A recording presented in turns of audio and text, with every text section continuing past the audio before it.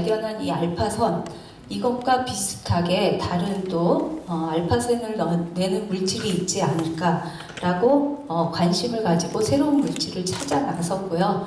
5년간의 연구 끝에 드디어 이제 라듐을 축출하게 됩니다. 그래서 빛을 나오는 새로운 물질을 발견하고 1903년에 노벨 물리학상을 타게 되죠.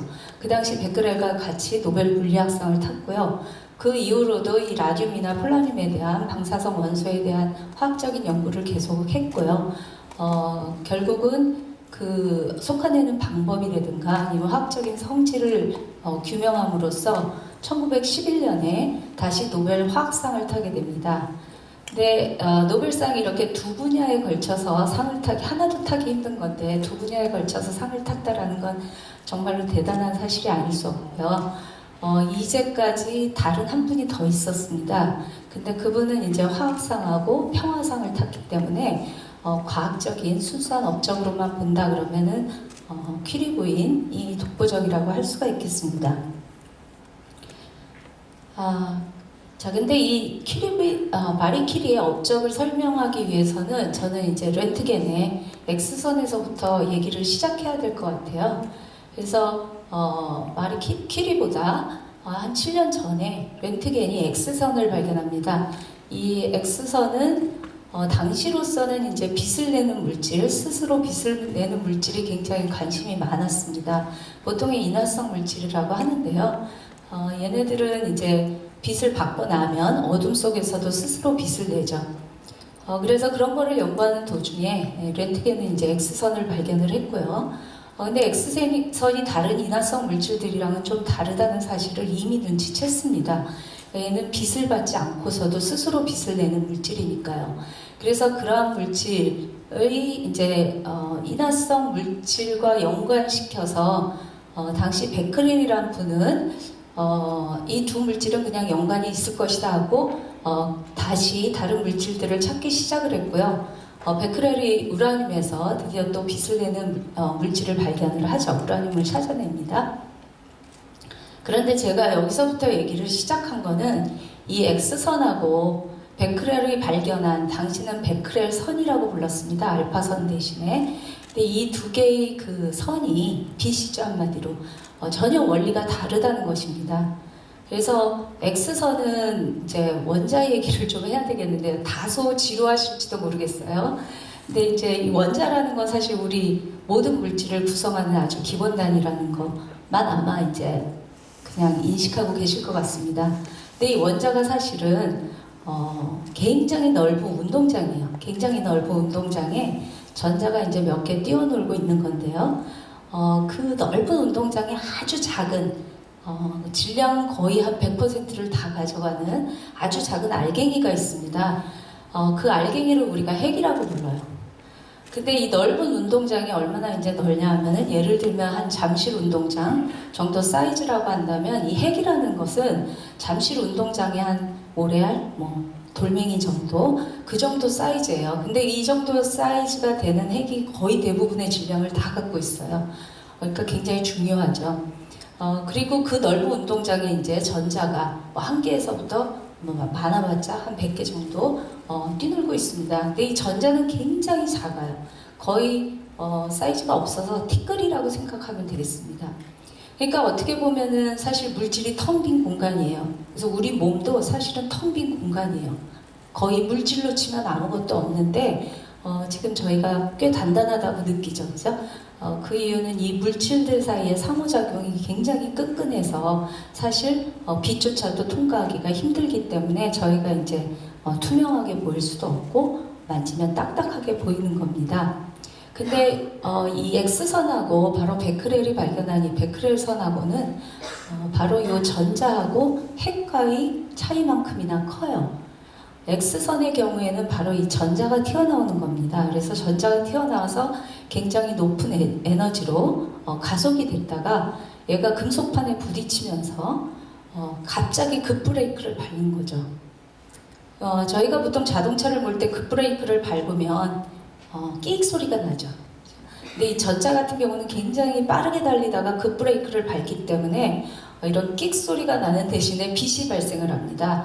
바로 이 빛이 우리가 영상을 찍는 엑스레이예요.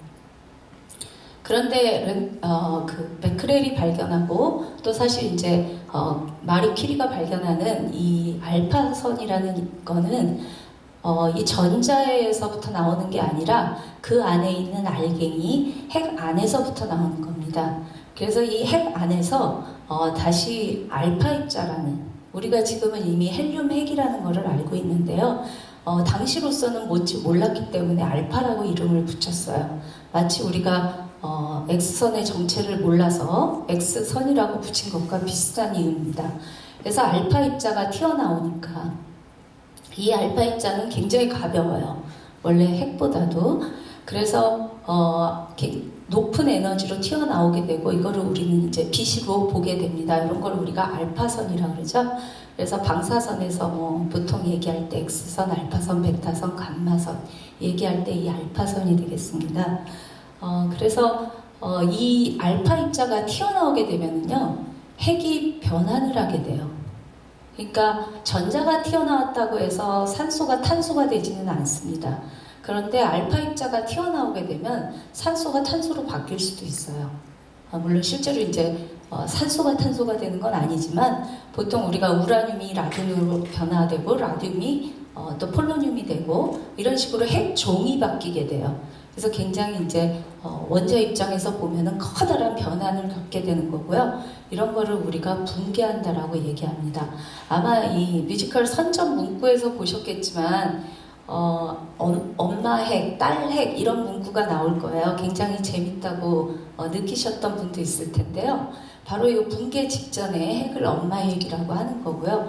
붕괴 이후에 새로 생긴 핵을 딸 핵이라고 합니다. 그래서 대부분은 이제 우라늄에서부터 시작해서 그 딸 핵들이 방사성 원소들이 우리가 발견하게 되는 거죠. 그런데 이 알파 입자가 이제 나올 때 굉장히 에너지가 커지고요. 그래서 그 빛이 이제 알파선이 돼서 결국 우리 그 마리가 발견했던 라듐은 붕괴하면 라돈이 되고요. 그 라돈이 요즘 좀 유명한 라돈 침대 그 라돈입니다. 그 다음에 이제 또 다시 알파 붕괴를 하면서 폴로늄이 되고요. 그 폴로늄이 이제 안정된 납이 되게 됩니다. 자, 그래서 여기서 그 마리가 우라늄 광석에 주목을 하게 됩니다. 그래서 베크렐이 이미 우라늄 광석으로부터 이제 빛이 나오는 것을 보고 우라늄의 그 알파선을 발견을 하게 된 거죠. 그랬는데 이 우라늄 광석을 막 정제를 해서 이제 우라늄을 솎아내고 남은 쓰레기가 있을 거 아니에요. 폐기물이라고 우리가 보통 얘기하는데 그 폐기물 안에서 우라늄보다도 더 센 빛이 나오는 것을 발견을 하죠. 그래서 퀴리는 이 안에 베크렐이 발견한 우라늄 말고도 뭔가 새로운 물질이 더 있다라는 것을 직감을 해요. 이것이 이제 과학자적인 직감이 되겠는데요. 합리적인 그 사고의 결과이기도 하고요. 그래서 바로 그 물질을 찾아내는 작업을 이제 5년 동안 지속하게 되죠. 그래서 5년 동안 8톤의 우라늄 폐기물을 정제를 해서 0.1g의 염화 라듐을 얻게 됩니다. 8톤이라는 게 말이 8톤이지 여러분 1톤 트럭 있잖아요. 그 트럭 8대분을 집안 마당에다 쏟아놓고 그거를 으깨고 가열도 하고 거기에 이제 황산도 섞고 다시 분리하고 해갖고 겨우 0.1g을 만들어내요. 그래서 이 작업은 정말로 지난한 작업이고요. 5년 동안 앞이 보이지도 않고 끝이 보이지도 않는데 신념 하나만 갖고 그 5년을 버텨내면서 드디어 정제를 하고 파란 빛을 내는 라듐을 발견하게 됩니다. 이때 발견한 라듐은 염화 라듐의 어떤 혼합물 상태였어요. 그래서 이 발견으로 노벨 물리학상을 타기는 하지만 그 이후로도 이제 마리는 순수한 라듐을 얻기 위한 노력을 굉장히 많이 합니다. 그래서 나중에 결국은 전기 분해를 통해서 순수한 금속 형태의 라듐을 얻게 되고요. 그런 화학적인 성질들을 계속 지속적으로 규명해 나감으로써 1911년 이제 노벨 화학상을 타게 됩니다. 근데 이 노벨상을 탔을 때 초기에 이제 가십이 많았죠. 그 당시 여성 물리학자들한테 그렇게 여성 과학자 자체에 별로 우호적이지 않았던 매체들이 여러 가지 이제 얘기들을 하면서 뭐 운이 좋았다거나 남편을 잘 만났다던가 뭐 이런 얘기들이 있었는데요. 사실 피에르는 1906년에 마차 사고로 돌아가시고 노벨 화학상을 받은 건 1911년이니까 사실 그 이후로 5년 동안 순수하게 마리가 그 업적을 쌓게 되는 겁니다. 그래서 사실 이러한 어떤 가십은 사실이 아니라는 것이 판명이 된 셈입니다. 그리고 이분들의 그 사실 마리 키리와 그 피에르 키리의 위대함이 한 가지 더 있는데요. 이 사실 라듐 가지고 당시 굉장히 이제 인기가 좋았어 갖고 돈을 벌 방법이 이제 쉬웠죠. 특허를 내기만 하면 돈을 버는 거였는데 이분들은 이건 자연 상태에 존재하는 거고 우리는 단지 발견을 했기 때문에 인류 모두의 것이다 라고 공유를 하게 됩니다. 한마디로 공개를 하게 되는 거죠.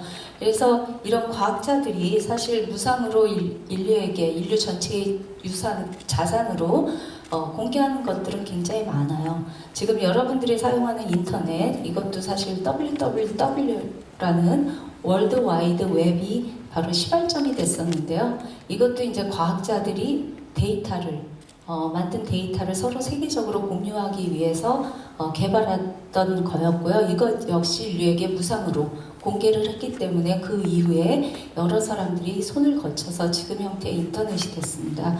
그래서 아직까지는 이런 과학자들이 인류 전체에 서로 공개하고 그걸 통해서 더욱더 발전하는 이런 과학자들의 양심이 살아있다라는 것이 굉장히 이제 중요하고 그분들이 그러한 면을 실천했다는 것이 또 하나 제가 말씀드리고 싶네요. 자, 그럼 마리 키리에 대한 이야기는 이걸로 일단 마치고요. 본격적으로 뮤지컬 마리 키리를 만나볼까 합니다.